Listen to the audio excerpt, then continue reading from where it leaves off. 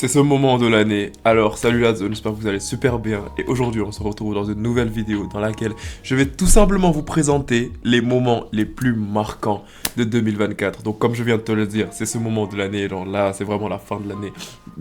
L'année se termine dans une semaine, j'espère que tu as réussi à accomplir tous les objectifs que tu t'étais fixés, j'espère genre que les résolutions que tu t'étais données, genre, elles ont duré plus d'un mois. Donc, aujourd'hui, comme je viens de te le dire, je vais te présenter les moments les plus marquants de 2024. J'avais fait la même chose l'année dernière et hopefully, je vais faire la même chose l'année prochaine. Alors, voilà, si t'as raté quelques petits trucs dans l'UFC, genre cette année-ci, c'est l'heure de te mettre à jour ou si tu as commencé à regarder le MMA très récemment, grâce à cette vidéo, tu vas pouvoir être à jour. Donc, comme d'habitude, avant d'aller plus loin, je te conseille fortement de t'abonner à la zone parce que, à ce qui paraît, si tu ne le fais pas, Francis Ngannou va venir chez toi à 2h du matin pour te mettre le coup du marteau. Et on va commencer tout d'abord par le mois de janvier. Donc, pour le mois de janvier, genre, c'était pas le premier événement de l'année, parce qu'avant, il y avait Johnny Walker qui s'est fait éteindre rapidement par Ankalaev. Mais l'événement le plus marquant, bien évidemment, c'était tout simplement le combat qu'il y a eu entre Dricus du Plessis et Sean Strickland. On avait vu quand même qu'il y avait déjà de l'animosité qui s'était créée entre les deux, et c'était vraiment super intéressant à voir. Quand Sean Strickland, genre Dricus du Plessis, il avait commencé à trash talk Sean Strickland à un niveau familial, jusqu'à ce que Sean Strickland, il pleure. Toute la préparation du combat était vraiment intéressante. C'était très dark à partir d'un certain moment. Mais ouais, donc le truc important à retenir par contre, c'était tout simplement le fait que Dricus du Plessis, il a gagné la ceinture face à Sean Strickland dans un combat genre, qui est parti dans une décision très serrée. Controversée on dirait, parce que moi aussi, genre... j'avais vu Sean Strickland en tant que vainqueur, mais à regarder le combat, à nouveau, genre c'est logique dans un certain sens que Dricus du Plessis ait gagné ce combat.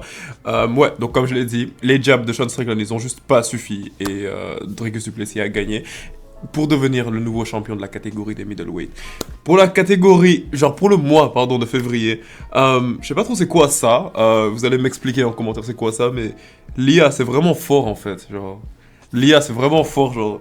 On dirait que, d'après ce qui est sur l'image, on dirait que pendant le mois de février, Ilia Topuria a battu Volkanovski. Mais je pense que c'est pas possible parce que Volkanovski, genre... Ok, je suis d'accord, il revient d'un KO contre Islam Makhachev, mais... Mais wesh, genre, mec... C'est impossible qu'il se fasse battre par Ilia Topuria, genre Ilia Topuria qui vient et qui le trash talk sur Instagram et tout ça. Non, c'est pas possible, genre, le mois de février, genre, c'est juste une image générée par IA, c'est un poisson d'avril. En décembre. Ouais, genre c'est quoi ça Hein Ok. Ah Ok, j'arrête la blague. Donc comme tu le sais très probablement, Ilia Topuria a battu Volkanovski dans, genre, lors de l'UFC, j'ai oublié c'était combien, genre UFC 297 je pense. Et exactement, donc c'était vraiment l'un des événements les plus choquants de cette année-ci parce que Volkanovski, comme je viens de te le dire, c'était un combattant qui était invaincu dans la catégorie des featherweight. Et il est venu, il s'est fait plier par Ilia Topuria en moins de 10 minutes justement. Et ça a été vraiment très choquant, genre le fait de voir que Ilia Topuria, il s'est vraiment hissé aussi haut, aussi vite, et qu'il a réussi à détruire Alexander Volkanovski.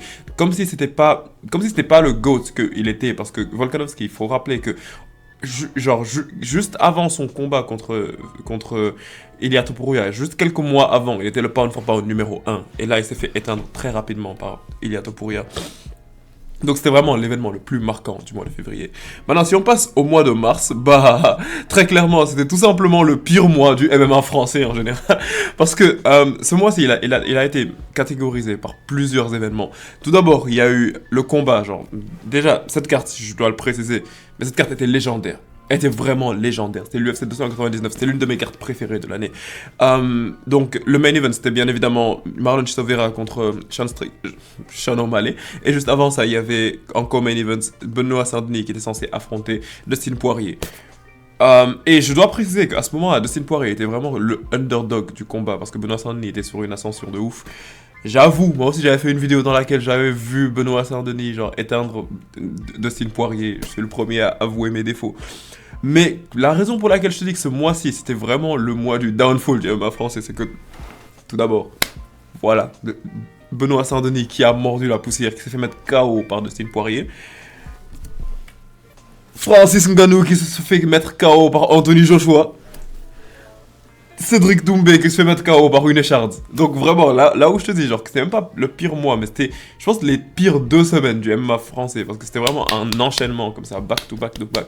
Genre, les plus grandes stars du MMA français faisaient juste que se faire démonter les unes après les autres.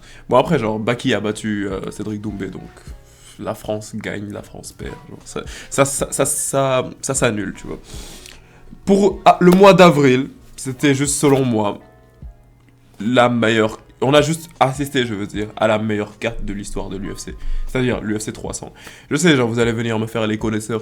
Ouais, l'UFC 200, c'était mieux peut-être. Les gars, l'UFC 300, c'était la meilleure carte jamais faite par l'UFC. Genre, c'était légendaire ce qui s'est passé. Donc là, comme tu le sais très probablement, genre, dans le co-main event, il y a eu un classique. Genre, vraiment un classique, genre. Il y a genre Max Holloway qui met KO Justin Gaethje, genre ça c'était vraiment un classique, genre il n'y a vraiment pas d'autres mots pour ça. Également genre de l'autre côté il y avait comment dire Alex Pereira qui est venu et qui a éteint genre Jamal Hill, genre comme si c'était rien, genre littéralement comme si c'était rien. Il est venu, il vient, il dit à l'arbitre, je bouge d'ici rapidement, je le mets KO vite fait, après je bouge, tu vois. Après il est venu, il le met KO, mais qu'est-ce que je vois derrière Max Holloway? Ça c'est bizarre. Dans la foule, j'ai l'impression de voir un Ilia Topuria qui regarde Max Holloway. Il a l'air de s'en foutre de son KO super légendaire. Mais bon, de toute façon, Ilia Topuria, genre, avec ses trucs d'IA là, on n'y croit pas trop, tu vois. On n'y croit pas trop, donc on va le laisser là où il est. Pour le mois de mai, y a vraiment pas grand chose à dire en vrai. Parce que, ok, l'UFC était à son prime lors de l'UFC 300, mais après l'UFC 301, c'était un petit peu les répercussions du fait de créer une carte incroyable, tu vois. Genre, le truc, c'est que lorsque tu crées la carte de l'année ou la carte de l'histoire, après ça, il y a plus grand monde dans ton effectif, genre, qui est disponible pour se battre. Parce que tout le monde voulait se battre pour l'UFC 300. Donc, tout le monde se préparait pour l'UFC 300, mais pour l'UFC 301, il y avait quasiment plus personne. Et donc, on a eu une carte plutôt nulle, en vrai, genre, en mai, genre. C'était une carte, je pense, au Brésil. Et, genre, je suis désolé, mais elle était plutôt nulle, en vrai. Ils ont fait revenir José Aldo et tout, mais genre, c'était pas légendaire. Mais le truc à retenir de ce mois-ci, c'est qu'il y a eu une annonce de fou qui s'est fait à un moment. C'est tout simplement le fait que Conor McGregor allait revenir pour affronter Michael Chandler lors de l'UFC 303. Ça, c'était une nouvelle qui a explosé tout. Genre, c'était une dinguerie. Genre, personne ne s'attendait à ça. Que Conor McGregor décide de revenir à l'UFC alors qu'il avait eu un statut de fou. Et genre, qu'il décide de revenir quand même à l'UFC pour combattre à nouveau. Ça, c'était un truc dont personne ne s'attendait. Et directement, genre, du jour au lendemain, il a décidé de revenir. Et voilà. Donc, c'était la plus grosse nouvelle de du mois de mai. Et l'une des plus grosses nouvelles du mois de juin, c'est tout simplement que Conor McGregor a décidé de pull out après, parce qu'il était blessé au petit orteil. Oh, le pauvre mec. Donc, Conor McGregor a pull out de l'UFC 303. Et il fallait, bien évidemment, que quelqu'un remplace le main event de l'UFC 303, parce que là, on était dans une situation très compliquée, dans laquelle Conor McGregor, il avait pull out à, je pense, 2 semaines, ou moins même, du main event. Donc là, il fallait vraiment changer le main event, parce que les gens, ils avaient payé leur place pour venir regarder ce combat, et c'était vraiment super compliqué. Genre, lui était dans une situation super compliquée. Et le super-héros de l'UFC est venu, Alex Pereira, qui a combattu juste à l'UFC 300, il est revenu, et il a refait un cours d'entraînement rapide, il est venu en short notice pour affronter Jiri Prochazka, qui lui aussi, il faut lui donner ses fleurs. Et après, le combat...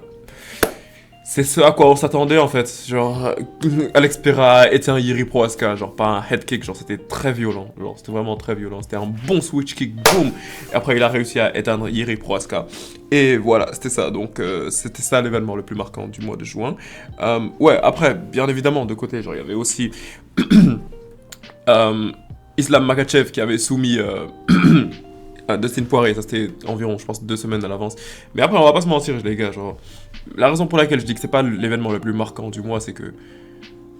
On aime Dustin, on kiffe tous Dustin, genre Dustin c'est un combattant incroyable, mais à la fin de la journée quand même, c'était prévisible quand même que Islam Makhachev, il était en mesure de vaincre Dustin Poirier. Donc c'est littéralement la raison pour laquelle c'est pas l'événement le plus marquant du mois de juin. Le mois de juillet, remember the name! Remember the name! Remember the name. Non, en fait, genre, je sais pas, mais je sais pas pourquoi Belal, genre, sa tête, elle me fait autant rire. Genre, look at this. Genre, il a la même tête que Drake. Genre, Drake Prime. En fait, genre, c'est juste ça, genre, le mois de juillet, c'était vraiment le mois de Belal, genre, c'est le mois dans lequel Belal, il est venu, après, il a vraiment réussi à faire sa masterclass sur Leon Edwards, il a réussi à venir battre un Leon Edwards qui n'avait pas du tout l'impression d'avoir... Genre, il n'avait pas l'air de vouloir être dans la cage contre Belal. Donc, Belal, il est venu sur 5 rounds, il a détruit Leon. Et comme on pouvait s'y attendre, bah, il l'a battu par décision. Belal Mohamed, il va pas faire de KO ni quoi que ce soit, mais il l'a battu par décision. Et, mais c'était quand même une victoire vraiment très dominante et qui a fait en sorte que Belal Mohamed devienne le champion de la catégorie des welterweight de l'UFC. Pour le mois d'août, il s'est rien passé. Ouais, absolutely nothing happened, boys. Bah, c'était mon anniversaire en fait, exactement, ouais, c'était mon anniversaire. Ouais, joyeux moi, là tu peux me voir, ça c'était le jour de mon anniversaire et mes amis ils m'avaient organisé un petit truc. Et là j'étais juste happy, tu vois, genre j'étais content d'être là, tu me vois, je suis là, genre, genre les deux Colts, genre j'étais vraiment heureux, genre je suis content. Et c'était pas du tout passé. C'est quoi ça? Ça aussi je pense que ça doit être généré par IA. Ouais, j'ai l'impression de voir un Dricus du Plessis qui soumet un Israël Adesanya, non. Non, ça doit être généré par l'IA. Mais bon, bref, en tout cas, pour le mois de septembre, ce qui s'est passé, c'est tout simplement que Merab Dvalishvili, il est venu, après il a exposé le Sugar Show. Merab Dvalishvili a mis fin au Sugar Show, il a mis fin à l'ère de Sean O'Malley. Et ouais, et en même temps, un autre truc qui était, pas le même jour, mais à la même période, il s'était passé un autre truc qui était mauvais pour le MMA français, en plus du fait que BSD s'était déjà fait éteindre. Bah, Moïcano qui est venu et qui a détruit Benoît Saint-Denis à l'UFC Paris. Ça aussi, genre, c'était très compliqué, tu vois. Donc vraiment, genre, les deux images, elles sont même similaires. On va dire que le mois de septembre, c'était littéralement le mois du ground and pound. Parce que c'était des ground and pound vraiment très brutaux. Surtout celui que Moïcano, il a fait sur Benoît Saint-Denis. Je me souviens que j'avais de la peine, genre, quand je regardais ce combat. C'était vraiment moche à voir. Et de l'autre côté, tu vois Merab Dvalishvili qui fait des bisous à Sean O'Malley pendant qu'il est en train de l'exposer et tout, genre. C'était un mois triste. C'était un mois triste. Ensuite, pour le mois d'octobre, il s'est passé quoi? Wow. Bro, genre... Je comprends pas, en fait, genre, j'ai l'impression que mon ordinateur, il s'est fait hacker, ou je sais pas ce qui se passe, mais chaque fois que je slide, je vois les images qui se font générer par IA. Là, je viens littéralement de voir un Max Holloway qui s'est fait mettre KO par... Comment dire? Qui s'est fait mettre KO par Ilia Topuria. Mais il y a aucun sens. Genre, c'est littéralement impossible. Max Holloway ne s'est jamais fait mettre KO de sa carrière, les gars, s'il vous plaît. Genre, c'est juste impossible. Qu'est-ce qui se passe? Ok, d'accord. Donc, la deuxième chose qui s'est passée, c'est tout simplement qu'Alex Pereira a détruit Khalid Rountree Jr. Mais comme je te le dis encore, c'était pas l'événement le plus marquant du mois. Parce que, genre, c'était un truc dont on pouvait s'attendre, tu vois. Genre, c'était prévisible. Parce que, littéralement...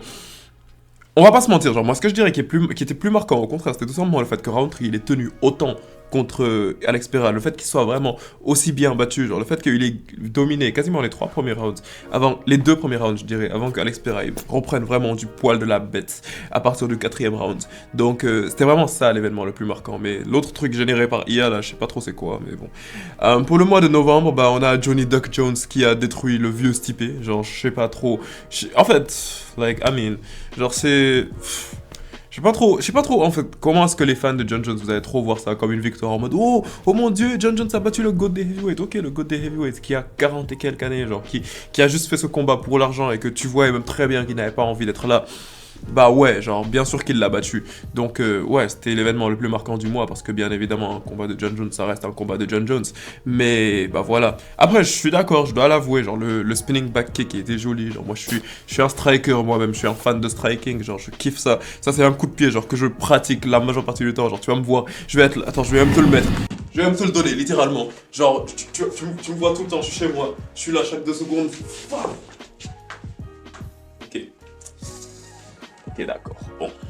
Bon, je me suis un petit peu laissé emporter. Mais en tout cas, juste pour te faire comprendre que c'est un coup de pied que j'aime bien pratiquer, tu vois. Et le fait de voir Jon Jones réussir à mettre KO Stipe Miocic par ce coup de pied en particulier, bah, je trouve que c'était très intéressant. Après ça, bien évidemment, il y avait aussi, bon, ça c'est vraiment parallèle, mais il y avait Mike Tyson qui s'est battu contre Jake Paul. Je vais vraiment pas trop parler de ça. Je me souviens que ce jour-là, je me suis fait le quitter. Ouais, genre là, je suis en train d'exposer ma vie privée, je sais pas pourquoi. Bon, je te jure. Ce week-end-là, en fait, j'ai tellement mauvais souvenirs de ce week-end-là. Ce week-end où John Jones a mis KO Stipe Miocic et Jake Paul a battu Mike Tyson. Parce que déjà, John Jones, c'est pas mon combattant préféré du tout. Je kiffe pas John Jones.